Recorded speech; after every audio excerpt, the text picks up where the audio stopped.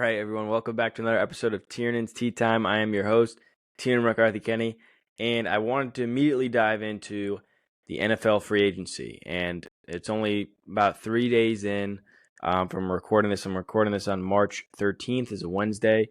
And essentially, to break it all down, if you're a fan of any other team except the Cowboys, you're probably in a good mood. So, Cowboys haven't done anything. And day one already lost 3 guys, 2 to the Commanders, and I'll give them some props for the Eckler pick. That was fantastic, and got him at a good price too. But it's extremely disappointing to see Pollard go when, obviously, last year CeeDee Lamb blew up, breakout season.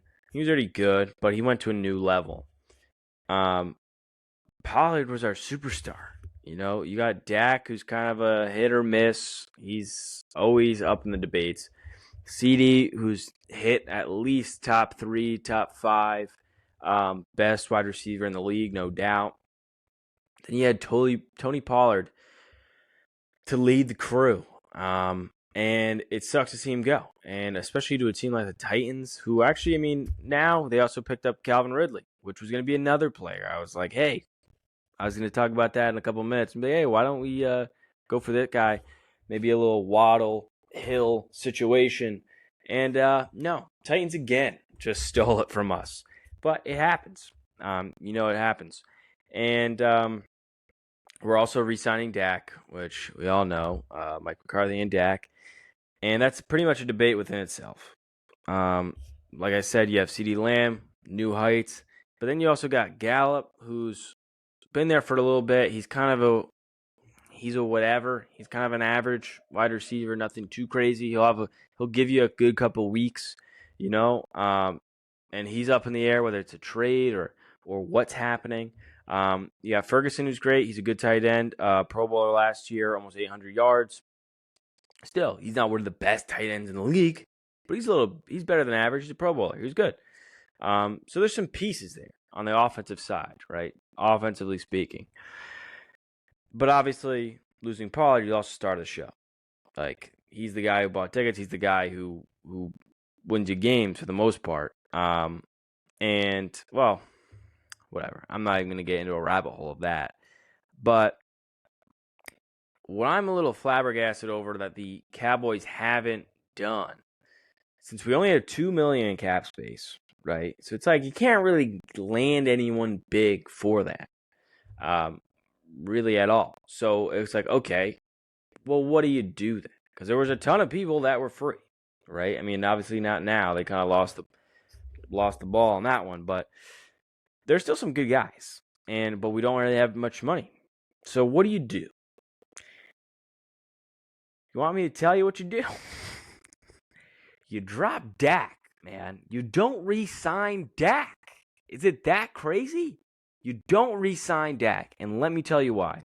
Because he's always compared to Kirk Cousins. In that debate, he's never to the next level. Obviously this year, he had a good start. Like, okay, we actually might be Super Bowl contenders. Who knows? Dak's talked about MVP in the beginning of the season, whatever. He's up there. And you saw what happened. The same thing. A fucking letdown. It's always a letdown. And I think we just need a new change of scenery a bit. And he's too pricey. And it's funny because Kirk Cousins got mad money too. And I'm actually a Kirk fan. But it's not worth it. It's not worth killing the rest of the team to sign I want to say mediocre. He's a little bit better than mediocre, but not a guy that's going to bring you anywhere, And so if you drop Dak, if you didn't re-sign him, that frees up $65 million. 65. Imagine what you could do and divvy up with $65 million. You had so many people leave.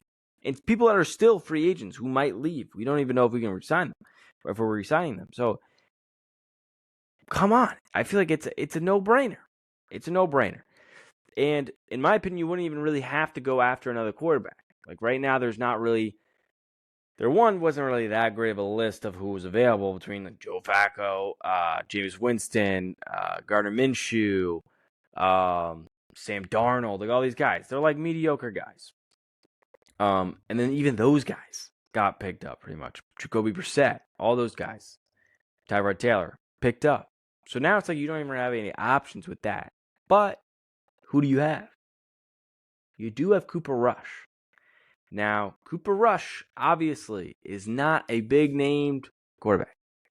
But when we called on him, when Dak got hurt back in, 2022, he showed up. And he put on a show. Who says that can't happen again? Tell me. And you never know. Obviously, he's not as young as Brock Purdy, but you never know if there's a Brock Purdy story there. You never know. Give him a shot. Drop Dak. Get the $65 million. And now, say they do that. Who do they go after? Who do they go after? Now, since it's kind of complicated, because now Pollard's gone. It's obviously you got the Saquon's out. Henry's out. Eckler's out. All these people. Big names, of course. That's ideally who you want to put in that place, but they're not there. So, and with that amount of money, I'd want to spread it all over the place, right? So let's get somebody who's better than average, because it's not like a running back is going to completely win you games unless you're McCaffrey, right? Other than him, they help move the ball for the most part. Some guys, right? If you're like a DeAndre Swift last year, Saquon's like obviously good. They help you get to the ball, but they don't win you games like that, right? So I want somebody who's a bit better than average. Doesn't have to be crazy, and then we fill in the rest. My pick, J.K. Dobbins. I don't think it's going to be J.K. Dobbins, but I think it'll be good. He's always shown flashes. He's still new. He's always a talking point, and he's coming from a team that we all thought was actually going to make the Super Bowl. So he's been on a winning team, knows how to work. He shows flashes. Why not? It's obviously tough. He's coming off an injury. Still, give him a shot. The one game he played last year was fantastic. Still, A.J. Dillon is another one. I'm not a huge fan of this, but it's probably the most likely going to happen. Same thing. He's not expensive. He's kind of like the middle of the road. And he actually said Giants, Colts, or Cowboys. So it's probably going to be the Cowboys. That's probably the guy we're going to get. Still, I think it's a solid pick, right? And then you still have room, which I thought was, hey, maybe a Calvin Ridley. Why not? A little Waddle Hill action, like I said. Not happening. Titans got him. Okay, so then what? You got Marquise Brown, who's solid. And then you got Curtis Samuel, who I actually thought was good. And he was on my fantasy team for a while from the Commanders. And if he had a better quarterback, Dak's definitely better than Howell. That could be good. That actually could be pretty solid. Not a Waddle and Hill, but it's pretty solid. And there's tons of options you could play around with, and you don't know what's going to happen. So it's tough. There's a lot of moves, too, on the defensive end we can make. And it sucks. I wish they really, because obviously if they were going to do this, they would have started out free agency like this. And it's like, come on, man. One, we thought Mike McCarthy was going to be gone. We thought for sure, everybody thought he was going to be gone. Nope, let's re-sign him. Okay? Dak's up and down all the time. Always a conversation. And again and again and again. Nope, let's just re-sign him. And then now we have no money. Pollard leaves. Because I'm sure he's sick of just every single year just getting let down. And then he's got a up-and-coming sort of team. Throws him money. Why not? And now they got Calvin Ridley too. It's not terrible. There's pieces. So, are we heading into a shit Cowboys era? Frankly, that's all. I don't know. It's kind of looking like that, and it's a little upsetting. But also, I just wanted to update you in case you live under a rock. Here's some of the top signings so far in the first few days of free agency. Derrick Henry to Baltimore, which obviously on paper is a great move. They utilized the running back a ton last season with J.K. Dobbins, obviously in the first game, but then he got hurt, and then Justice Hill was playing pretty good. It's definitely obviously a good attack where you also have a running QB. Same sort of thing with Philadelphia. You got a running QB that you have to worry about, and then you also have another high-level running back on the opposite side that you also have to worry about. And then they got shooters too. I mean, Zay Flowers is up there. He's going to be one of the best wide receivers in a few years. And then I didn't see if they signed Odell again, but he was all right. So he can also throw. And then obviously you got Mark Andrews. So there's some pieces there. And it was a pretty good pickup. I mean, who's not going to take Derrick Henry? Especially when J.K. Dobbins is coming back from an injury. And then Justice Hill, he's pretty good. He had a good season, but it's not like he's not Derrick Henry. Same thing with J.K. Dobbins. He's good, but he's not Derrick Henry. Russell Wilson to the Steelers. This was one that is still up for debate. A lot of people love it. You either love it or you hate it. And I'm still kind of middle of the road. I think it's great for the price. Of course, I mean, if I were any team, I'd probably take him for free. If I was struggling with the quarterback position. He has a history of being a basket case and doesn't have a great history in terms of winning anymore. But still, if I got Pickett or Russell Wilson, I'm going to take Russell Wilson. I thought that was fine. And they got a couple pieces. I mean, they got work to do. But I thought it was fine. Why wouldn't you take that when you got Pickett, who was extremely upsetting last year? Saquon of the Eagles, another thing, sort of the same Derrick Henry situation. There's talk too. I forget. It was Bill Simmons who also talked about where he could be a McCaffrey 2.0 or can be an absolute game changer. And there's some stuff of them kind of idolizing Shanahan. When I first started to think about this, I was like, oh, great. Eagles are in our division. They lost DeAndre Swift because that's the first thing I saw. I think he was the first one to go in free agency. Lost DeAndre Swift, who was a big part of them last year. I don't think anybody really expected it to that extent. He had a crazy year. I was like, wow, okay, they lost him. They underperformed last year. They lost Kelsey. And they weren't that confident with their coach. And we all thought their coach was getting fired too. So they re-signed their coach, which I'm sure is divided within their camp. They lost Swift and they lost Kelsey. And I was like, okay, that still could be good, you know? Then they get Saquon, you're like, all right, fuck you. Fuck you. Well, we still don't know how it's going to go. Obviously, Saquon's up and down in terms of injuries. And they got to gel. But if it all works, and if he is a McCaffrey-like figure on that team, fuck me. But if he's not, then great. And then you should have a good running back. And that is what it is. I mean, it's a good signing. You're not going to not take Saquon Barkley if you got the money, you know. And you just had your best running back leave. And this guy is arguably better than that one. So, you know. Zach Moss to the Bengals. This one was pretty surprising because Joe Mixon was good. Joe Mixon was pretty solid. And Zach Moss always shown flashes, but he wasn't anything crazy. But then, obviously, I had him in fantasy. There was maybe a month there where he just went nuts. I mean, he was pretty good for the later half of the year, but he had a month where he just went insane. And I feel like that month is what just bought him that contract. And I guess I'm assuming Joe Mixon wanted out or wanted too much money. I didn't read into it too much. But then he went to the Texans, which I thought was a great pickup for them. C.J. Stroud and Joe Mixon, they finally had an above-average piece, obviously besides C.J. Stroud. Everybody else is kind of, I mean, they showed up, but they're kind of mediocre compared to everybody else. I mean, we all know that, right? So it was nice to see them kind of at a piece. That's a team I'm definitely rooting for. Don't mind the ad in the back. That's pretty annoying.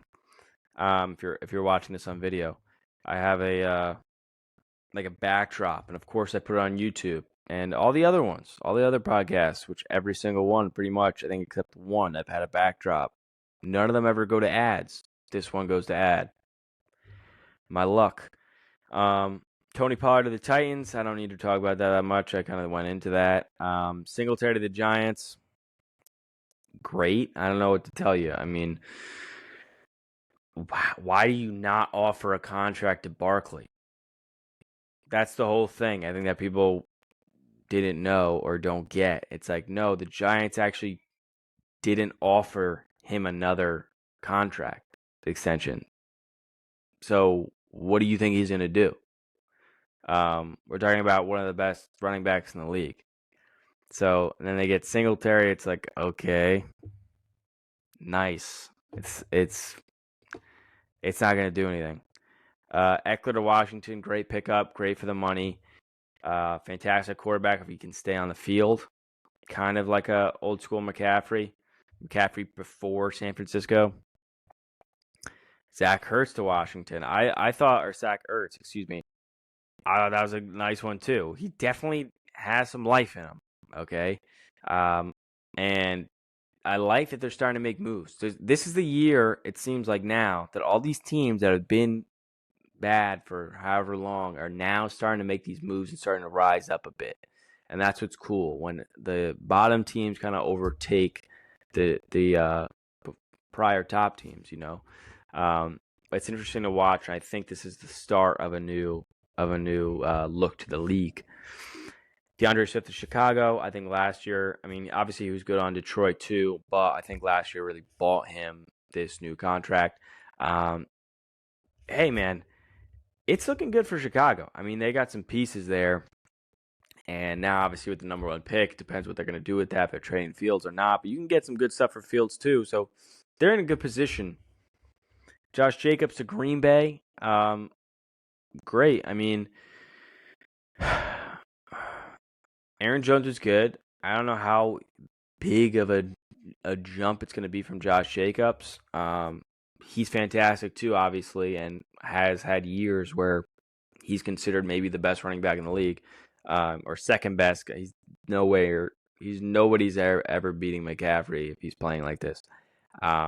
But great running back. Definitely better than Aaron Jones, but I don't know how big of a jump it's going to be. We'll see. I mean, again, you're not going to take Josh Jacobs. Aaron Jones to the Vikings. Good pickup. I can't even think of. I mean, they signed. What was his name from LA, from the Rams? Akers, and he didn't really get as many touches. I forget the other guy's name too. Like this is the thing. I barely even know the running backs in the Vikings. So definitely a step up. Aaron Jones for sure. Kirk Cousins to the Falcons. This is another one that was a big up there. Mostly for the money, which 100% I get. That's a lot of money, especially for a guy like that. But I think it's the perfect fit. I think that's exactly what they needed. That's the whole thing I don't get with people criticizing this. Yeah, I understand. He hasn't had much playoff success at all. That's a valid point. But this team, the entire time, everybody's criticism about Atlanta this entire year, they have pieces, they just don't have a quarterback. They just don't have a competent quarterback where they're not getting it done, right? They got Bijan Robinson. They got Drake London. They got Kyle Pitts. That was a huge thing with Kyle Pitts. He's not getting any touches. We need a new QB. And you get a new QB who's better than the guy before. He's definitely a better than average quarterback, obviously. He wouldn't be in the league still if he wasn't. This is what you guys were asking for. I don't get it. I think it was great. I'm not saying they're going to be a Super Bowl contender, but it's a massive improvement from Ritter. And then you got some pieces there that you can work with. And then also you got somebody there who can lead Ritter to a better spot, you know, somebody he can talk game with him, give him some leadership, you know, train him a bit, give him tips. Like, you got somebody to mentor him now. Like, why wouldn't you want that? Besides the contract, I get the contract, but other than that, come on, this is all you've been asking for. Darnell Mooney, the Falcons, again, another one, a good pickup, a great other wide receiver. Happy about it. Deontay Johnson to Carolina. I think it's a good move. Obviously, they only have Thielen there. Thielen's still good. He was pretty underrated. Bryce Harper needs a real offensive line. He needs some pieces. So that's not that bad. They also got Sanders, I think, too. He used to be on Philadelphia. He's also good. So I think that was a good pickup. He's a fine wide receiver. He's nothing crazy, but he's a good wide receiver. And then I just wanted to mention the Baker Mayfield extension with the Bucs. Fantastic. And then obviously Ridley to the Titans. But the Baker extension I was happy about. I think he earned that. And I think he's a little misrepresented. I think he's judged a little too hard. So a ton of impactful moves. It's going to be a lot of fun seeing these guys in New Jerseys. I can't wait for that. So let's take a break real quick, and we'll get into something else.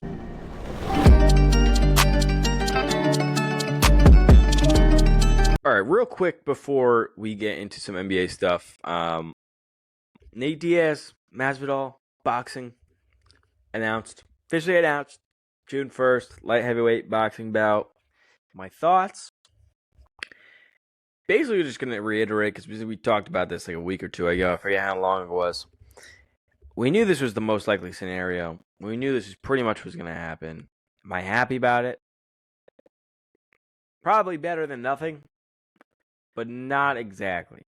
I'm happy they're fighting. I just don't like the environment it's in, obviously. I don't want a ring. I want a cage. But honestly, I started thinking about this a little more. I started pondering about this a little more. It just seems a bit sad to me. The whole boxing thing is getting sad to me. And it just seems a bit desperate, in my point of view. Just a bit desperate.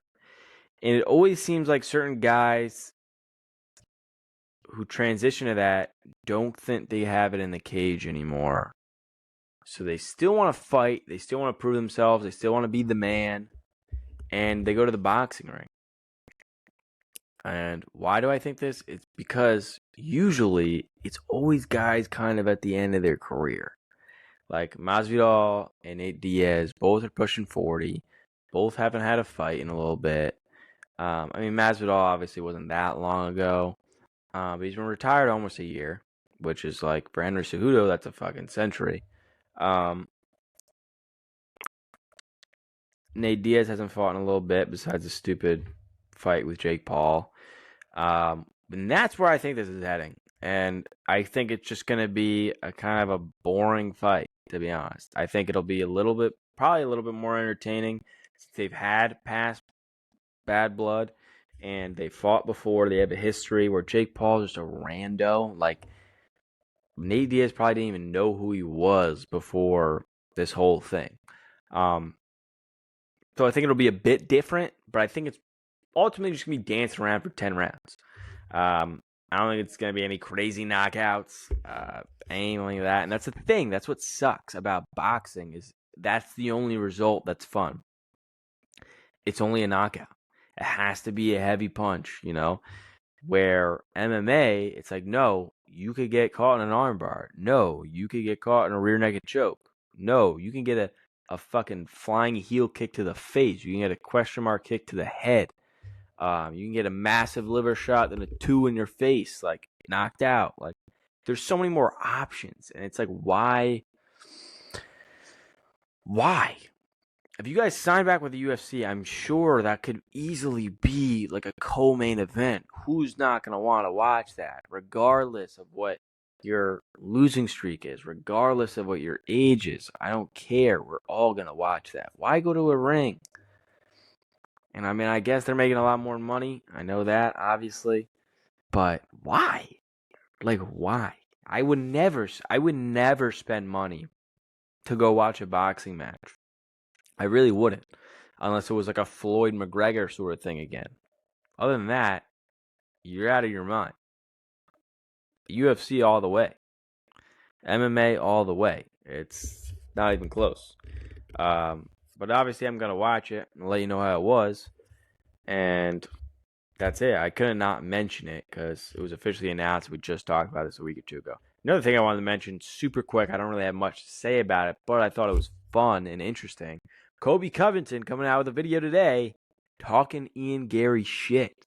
So that actually might be something we talked about a few weeks ago on UFC 298. I didn't really think that was going to happen. He called him out, but I didn't think it was going to be that plausible. But it seems like he's putting out videos talking shit about his wife, talking shit about him.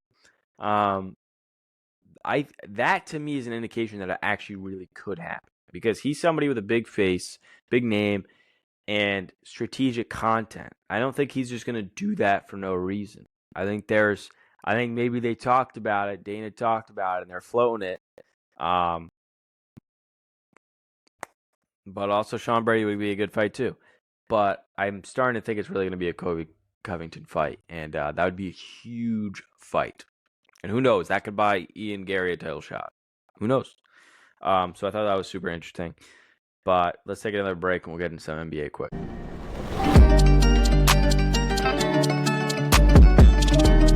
All right, ladies and gents, we are back, and I want to take a few minutes to talk about that NBA eligibility. Oh, I knew I was going to butcher that. Eligibility rule. Excuse me. I just want to give you my take on this. This is obviously not a new debate. This has been around for a while, but I've never talked about it. I don't think I've ever talked about it. I could have, but I don't know. And it's especially blown up this past year after Embiid got hurt I think it was, it had to have been like 2 months ago, right? Or a month and some change. I don't even know time anymore. But it's been a little bit. And now more and more award contenders are starting to fall by the wayside. You got Donovan Mitchell, he's not saying he's going to win the MVP. I'm not saying he was going to or he's close, but he'd be in the conversation with how they're doing, how he's playing. Jimmy Butler, all NBA, 100%. Kyrie, Randall, Jamal Murray, OG Anunoby, Bradley Beal, all guys done.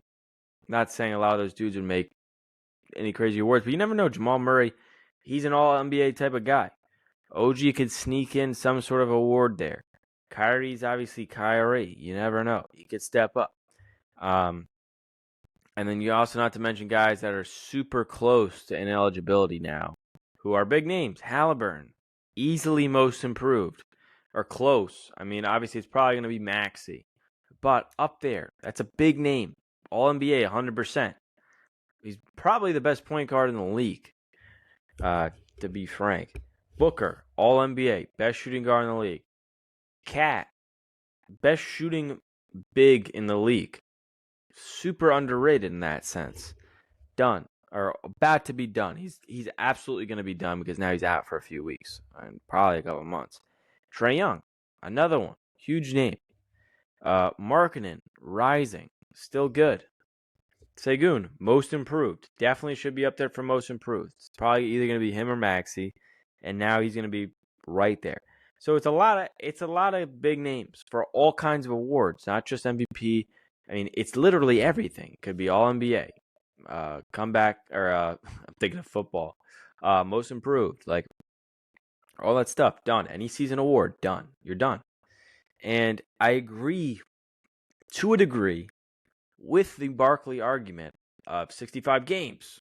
That should be a given. They're professional athletes with the top grade medical equipment, 1,000 times better than anybody, including my generation, had in their history. 100%. I get it. And I understand there were 80s, 90s kids who played at the park all the time when they were 8, and it was all handy dandy. 100% get that. But today is different. the kids are playing 1,000 times more, and that's the real difference. 1,000 times more. And with practices, games, tournaments for both local rec, their local rec league, AAU, and their school basketball teams, sometimes all at the same time. And that's for just one sport. And a lot of these guys are multi-sport athletes, whether it's football, baseball, doesn't matter. A lot of these guys are doing that. So you got games, like I said, practices, tournaments. Like, you guys weren't doing this. I mean, 100%. School basketball, school football, school this. Again, another ad. What is going on? But that's the real difference. And it wasn't a business then. And it's a huge business now. That's just how it is. Right? And with playing that, putting all those miles on your body so early on, it affects how you are later. And now you see all these younger guys getting all these serious injuries, getting long-term injuries a lot sooner than they were during history. And we're still, I mean, there's like literally like fourth graders getting treated like pro athletes. Like, this is not new. And it means that there's a different playing field now. And it means that we have to accept that and roll with the punches. That's all I'm going to say. And to me, they need to set the bar to a point that they know we're going to be able to reach it, right? You can't hold everybody to a standard that you know nobody's going to, or very few are actually going to uphold, right? And just think about what that would mean actually for history's sake, or you're thinking long term. So currently on FanDuel, the odds for the MVP are Jokic at -270, since you got to think Embiid's out now too. But he would actually probably be -270, or like maybe he'd probably be like -100. Jokic would be like +100. SGA +370, Luka +850, Giannis +2,000, Tatum +5,500, then Edwards +16,000. Now, imagine getting hurt right now at the end of the season, right? When you played almost 65 games. I think Jokic right now is at 63. You played like 63 games, you get hurt, done. But pretty much the entire season you've played. Now it's SGA getting MVP over Jokic and Embiid. Or somehow it ended with Tatum or Giannis. It would completely distort history as we know it.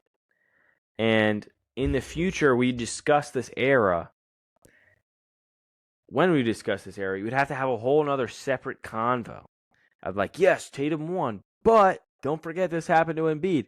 This was the rule. This is when he got hurt. He was out for this long. Over and over and over again. You'd have to have that conversation every single time you went down. Who's the MVP? Who won Most Improved? Who won Rookie of the Year? All this different stuff, you know? All NBA especially. Like, think about when you go on Basketball Reference and you look at these guys' resumes. It'd be all over the place. You'd have guys that would be super decorated just because of the longevity. And other guys who were better than them, way better than them, average better numbers, but just didn't play. It could be even literally by a game. You could get killed by a game. And I think it would be ridiculous. It'd be super tedious having those conversations all the time, and it hurts legacies even more in the long run. Why would you want to do that? And it's like forcing I'm trying to think of a tool here. It's just forcing something in the wrong hole. That did not sound good. It is like using the wrong screw or something. I'm terrible at getting examples for this. But you get what I'm saying. You're shoving something down somebody else's throat that is, God, just not going to fit. Jesus, Tiernan, what the fuck is going on? What is on your brain? What is on your brain, man? You get what I'm saying. We're forcing the standard that nobody's going to hit. And with the information available, we know this is what the outcome is going to be because everyone else is doing a certain thing by a certain way that wasn't done before. So why aren't you going to roll with that? Why are you just going to continue putting this standard? And I was a very hardcore, no, 82 games, 65 a game, and I'm not like that anymore because now I really thought about it, and this is what makes sense. You gotta limit or lower the games per season. And every time I've heard, and this has obviously been a big talking point for a while, but every time I hear somebody talk about it, it's like 10 games or 8 games. I'm like, what the fuck is that? What is that going to do? You think the 10-game margin is really what's going to make the whole difference? No, it's got to be kind of significant. I think 20 games max, 12 games minimum. And obviously it's like, well, 2 games here, and what the fuck? But it's like, all right, that's the minimum. You got to at least have 10 to 12 games gone. 15 games gone. Absolutely. And then make the cap maybe 45, or gotta make something where it's like everybody can pretty much hit it, but if you really got seriously injured, you wouldn't make it, obviously, because that would suck if it's like Lillard the other season. But I understand the whole benching players and things like that. I feel like there'd have to be some other policy, but it's like every time you hear players talk about it, they're like, no, we want to play. Like, what are you talking about? This is our dream, except Ben Simmons. This is our dream. We're going to play if we can play. But if we're not playing, we can't play, or it's something's up. And I just think the NBA, I think we all need to understand that there's just a new environment now. It's either get rid of the AAU or do this, honestly. And nobody's getting rid of the AAU. So I think this is the only option. I think it's better for all the players long term. I think it's better for us too as fans, because it's also too not as many games a week. There's 1 million games a week. They all would mean more. I mean, why do you think the NFL and UFC do so well? It's because every event is a big time event, or every game means something. It's like baseball, 182 games or whatever it is, 160 games. It's like, you think I'm going to sit down on my couch and watch 160 games? No. Same thing. I'm not going to watch 82 games for every team, or especially if somebody covering the sport, I'm not going to watch all those games. Who would want to watch that? And that's not even getting into the actual entertainment value, the NBA's today version, entertainment value. Because that's definitely dropped a ton. I've had several conversations with a ton of people, all walks of life, who just do not like watching the NBA anymore. And I probably won't go as far to say that, but I can tell you 10 years ago, a lot more fun, a lot more entertaining than it is today. 100%. I can actually sit through a full game. Now it's hard. I'll do it sometimes, but it's hard. I think there's moves to be made. I think about Adam Silver, especially now too, they're trying to maximize on their entertainment value to get other deals. And this to me is a no-brainer. I think it has to happen for the players' sake, for the fans' sake. Literally, it would benefit everyone. That's just how it is. And that's kind of my take. I think something will happen in the future. It seems like everybody's talked about it before, and I feel like once everybody starts chiming in about it, something's cooking. But we'll see. I mean, it could be in a few years. I know definitely right now the expansion's on their mind. I think we'll hear about more of that during this offseason. I think, 4 teams I think they're going to add maybe.